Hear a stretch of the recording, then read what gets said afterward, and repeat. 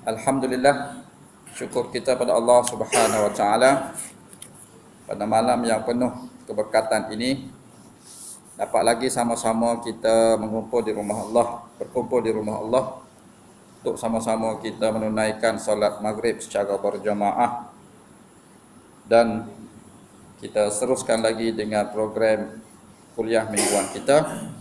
InsyaAllah mudah-mudahan majlis kita pada malam ini akan diberkati oleh Allah Subhanahu wa taala dan dikira sebagai ibadat yang bermanfaat dan amal soleh insya-Allah.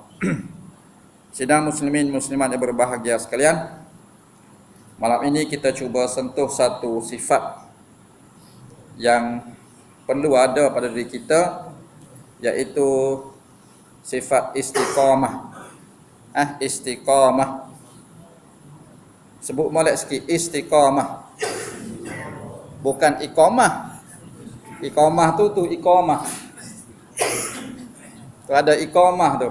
10 minit lepas azan iqamah. Nah, istiqamah. Ada orang dia silap. Tahun lepas. Tahun lepas kemarau, tahun lepas. Tahun lepas kemarau. Sampai JAKIM suruh setiap masjid buat solat istisqa. JAKIM suruh buat solat istisqa. Setiap masjid minta hujan. Solat istisqa ni solat minta hujan. Jadi suruh imam semua umum di masjid lah. Solat istisqa, solat minta hujan. Sebuah masjid tu imam bangun. InsyaAllah kita akan buat solat istikharah. Dia tukar istikharah dengan istisqa. Istisqa tu minta hujan. Istikharah tu nak kahwin seorang lagi.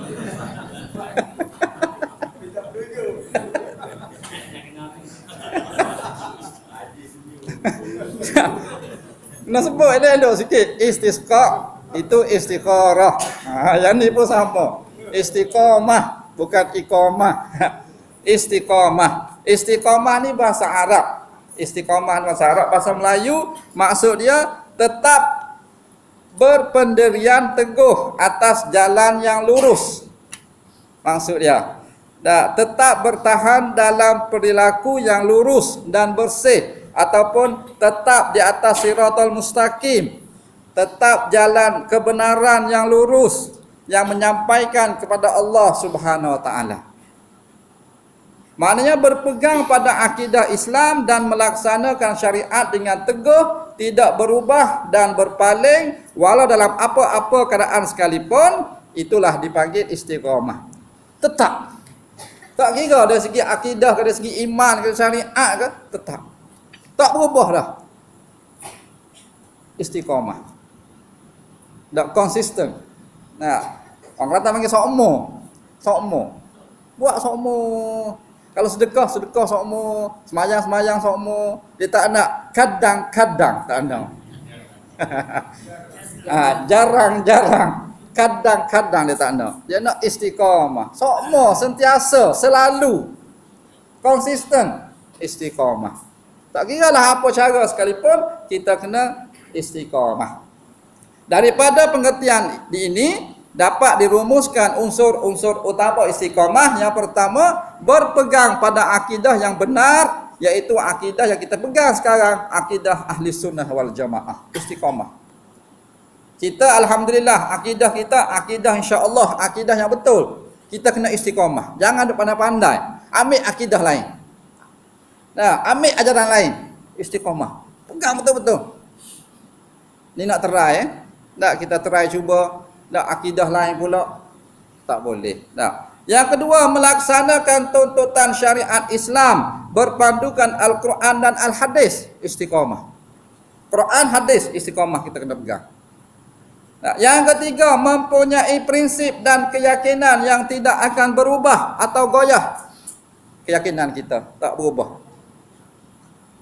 Macam para sahabat, iman dia tak berubah dah, teguh dah, tak kira lah. Inilah istiqamah. Yang keempat, tidak terpengaruh dengan da'yah dan godaan hawa nafsu dan syaitan. Ada godaan, ada da'yah, hawa nafsu, tak nak. Kita istiqamah. Dan yang akhir sekali, tidak tunduk pada tekanan demi melaksanakan tanggungjawab dan mempertahankan kebenaran. Istiqamah. Kita buat jalan istiqamah, siratal mustaqim, kena istiqamah, lurus. Teguh, pegang teguh, bertahan. Nah, ini dia panggil istiqamah. Sebab itulah Allah sebut dalam satu surah Allah sebut surah Hud ayat 112. A'udzubillahi minasyaitonirrajim. Fastaqim kama umirta wa man taba ma'aka wa la tadghaw. Innahu bima ta'maluna basir.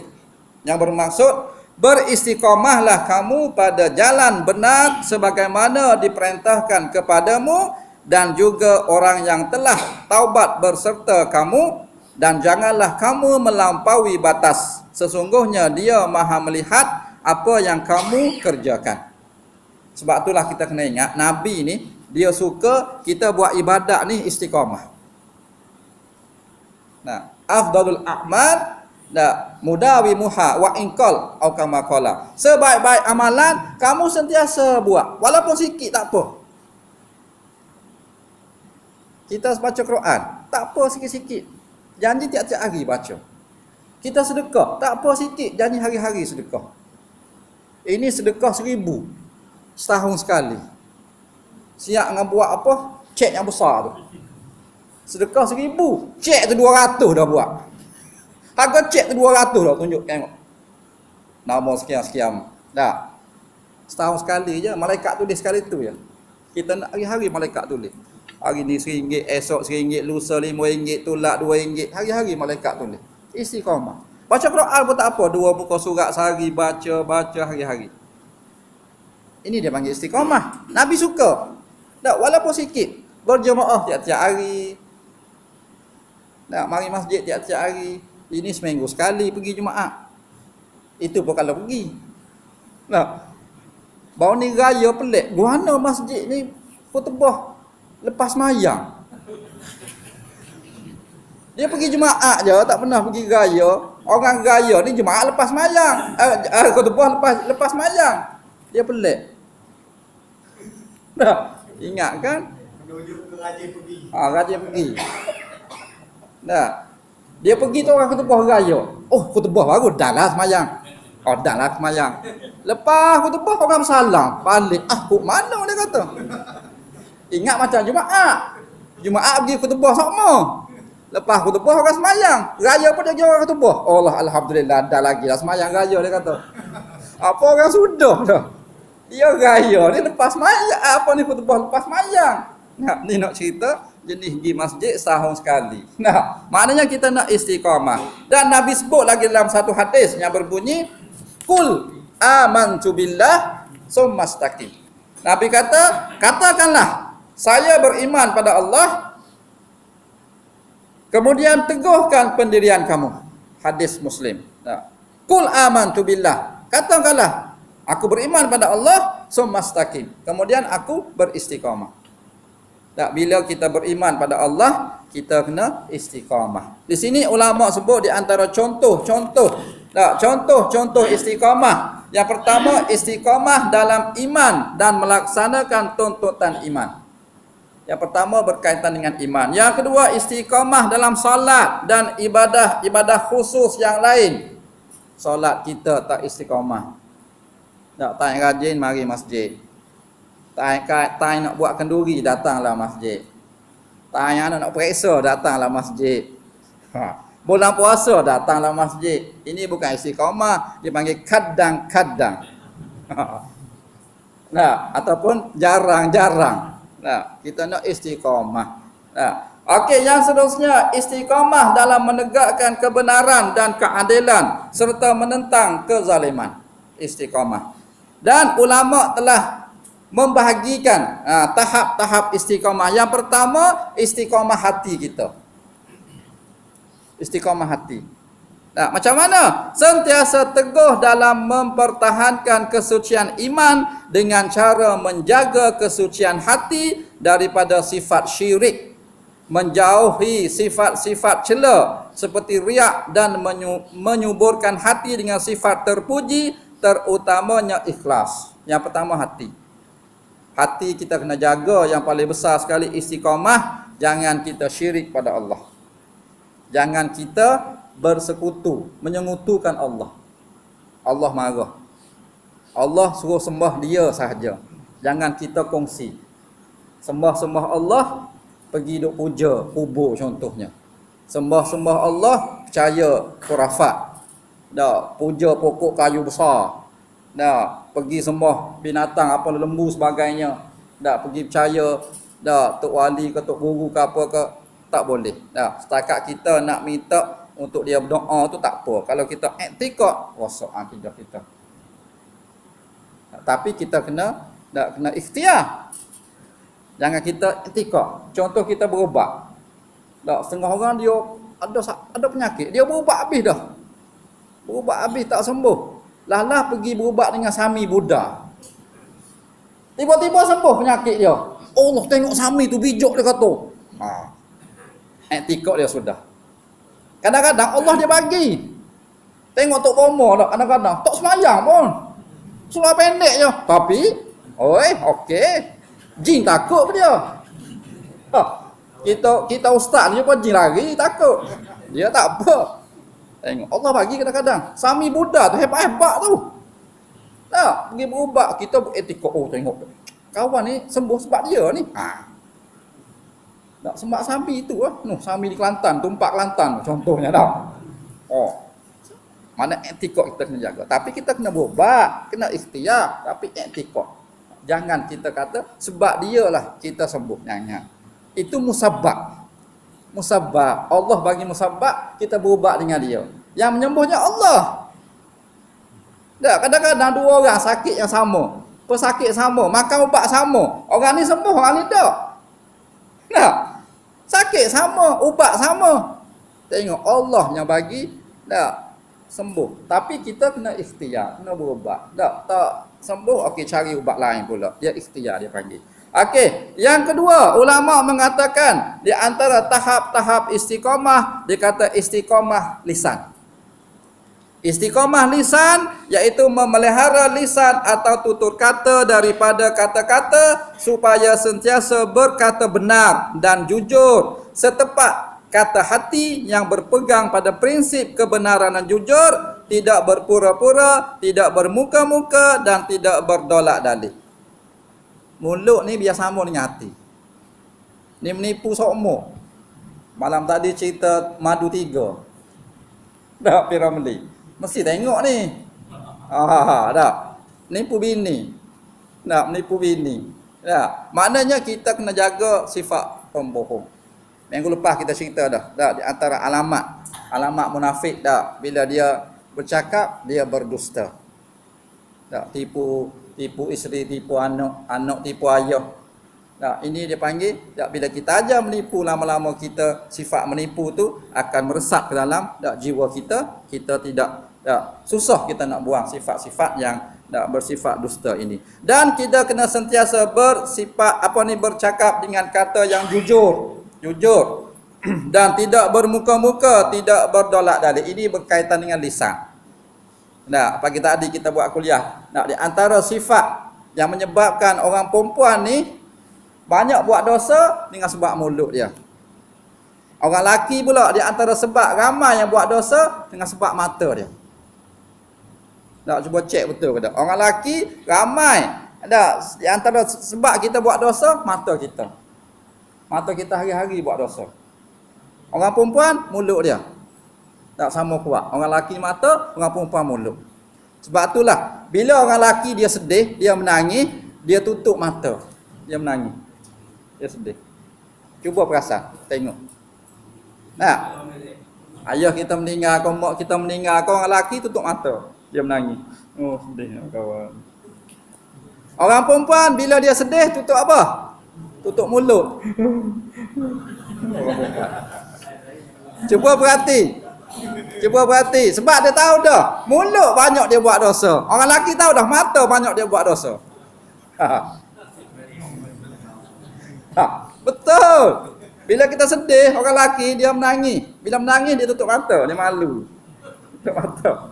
Perempuan tak malu tutup mulut. Matilah suami aku. Maknanya Dan itu ulama kata, di antara perkara yang menyebabkan orang lelaki ni banyak buat dosa dengan sebab mata dia dan perempuan dengan sebab mulut dia. Dan yang ketiga ulama mengatakan di antara tahap-tahap istiqamah yang ketiga ialah istiqamah dari segi perbuatan, iaitu tekun bekerja atau melakukan ibadat, amalan atau melakukan apa sahaja usaha untuk mencapai kejayaan yang diredai oleh Allah Subhanahu wa taala. Dengan kata lain, istiqamah perbuatan merupakan sikap dedikasi dalam melakukan sesuatu pekerjaan, perusahaan dan perjuangan menegakkan agama Allah Subhanahu wa taala tanpa rasa kecewa, lemah semangat ataupun putus asa. Dari segi ibadat kita, amalan kita kena istiqamah. Inilah 3 tahap disebut oleh para ulama berkaitan dengan tahap-tahap istiqamah. Yang pertama istiqamah hati, yang kedua istiqamah lisan, lidah, yang ketiga istiqamah dari segi perbuatan kita. Tiga-tiga ni kena istiqamah. Jangan kita dia panggil tak berapa ambil berat berkaitan dengan istiqamah ini, kerana benda ini boleh mendorong hati kita melakukan perkara yang bertentangan dengan agama Allah Subhanahu wa taala. Dan akhir sekali di sini ulama telah memberikan satu cara di antara tip yang membolehkan kita ni membentuk sikap istiqamah. Di antaranya kita kena mempunyai matlamat yang unggul. Kena ada matlamat. Kita orang Islam, matlamat kita ialah akhirat. Dia ada wawasan 20-20. Kita ada wawasan juga, wawasan akhirat. Wawasan kita akhirat. Kita kena ingat kita akan hidup selepas mati, kita akan hidup di dunia, lepas tu kita akan berpindah ke akhirat. Dan kita duduk di dunia ni pun dah penghujung dah. Ulama kata dekat-dekat nak kiamat dah kita ni. Penghujung dah. Ada orang kata matahari nak naik sebelah barat lah. Wallahu a'lam lah. Tunggu. Lambat lagi rasanya. Dia ada Nabi sebut sebelum matahari nak naik sebelah barat, dia akan kemarau 3 tahun. Tahun pertama dia tahun pertama Allah tak bagi hujan 1/3 setahun tu. Tahun kedua Allah tak bagi hujan 2/3. Tahun ketiga Allah tak bagi hujan 3/3. Lepas tu baru Dajjal turun. Makna Dajjal turun tu manusia dahaga. Air tak ada. Bukan matahari tu Dajjal. Makna Dajjal nak turun tu 3 tahun kemarau. Kita tahun lepas sembahyang istiqorah pula dah. Istisqa dah. Mungkin 1/3 tu tak ada hujan tu. 3 tahun kemarau, tahun ketiga, tahun keempat tu baru Dajjal turun.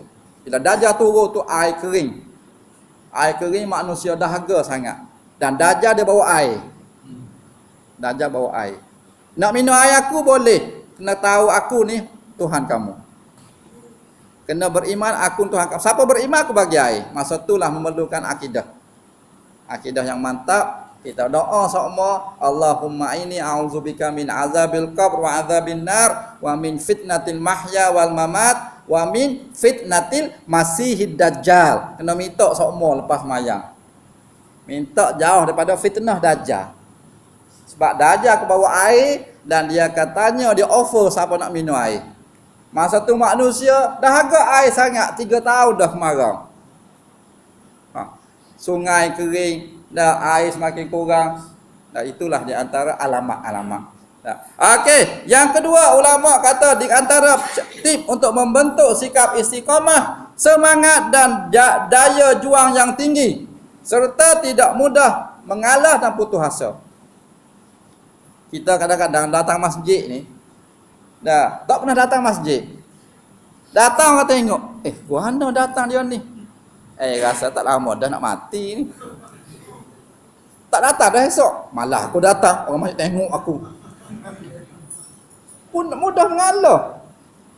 Ataupun tak pernah pakai jubah. Pakai sekali mari masjid. Orang tengok habis. Oi, mana ni? Tak pakai dah besok.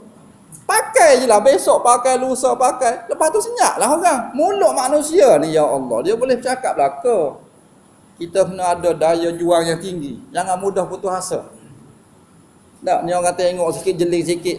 Malah aku pergi masjid tu. Orang tengok. Tak. Mudah mengalah. Tak. Okey, yang ketiga di antara tip untuk membentuk sikap istiqamah. Prinsip yang benar berasaskan Al-Quran dan hadis Rasulullah sallallahu alaihi wasallam. Kalau benda tu pada hadis, pada Quran, ambil je lah, tak ada masalah. Kalau orang bagi apa-apa, cuba tengok daripada hadis ke ataupun Al-Quran, boleh ambil. Kalau benda ni tak berasas, tak payahlah. Tak, macam-macam sekarang ni ajaran yang diajar oleh setengah pihak tu macam-macam. Tak berdasarkan Al-Quran dan Al-Hadis. Kita tolak. Yang keempat, di antara tip membentuk sikap istiqamah, mempunyai ilmu dan maklumat yang cukup. Ada ilmu. Kita nak buat ibadat ni kena ada ilmu. Jangan pakai tibai gitu je. Nah, macam tadi lah. Nah, mari semayang juga ya tengok-tengok. Nah, orang khutbah. Oh, lega. Padahal semayang habis dah. Kena ada ilmu. Nah, yang seterusnya, strategi yang kemas. Yang keenam, usaha yang berterusan. Yang ketujuh, yakin kepada takdir dan janji Allah. Kena yakin. Kita ni ada qada dan qadar. Nah, kadang-kadang Allah nak uji kita. Tak, Allah uji kita kita kena sabar dan kita kena yakin ini adalah ketentuan Allah. Qada dan qadar. Qada dan qadar. Yang ke-8, kena sentiasa berdoa kepada Allah dan bertawakal, berdoa bertawakal. Istiqamah dia kena minta pada Allah juga. Rabbana la tuzigh qulubana ba'da idh hadaitana wa hab lana min ladunka rahmah. Berita gembira, ada makanan datang.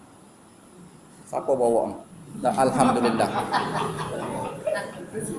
Ustaz nampak tu? Berita gembira.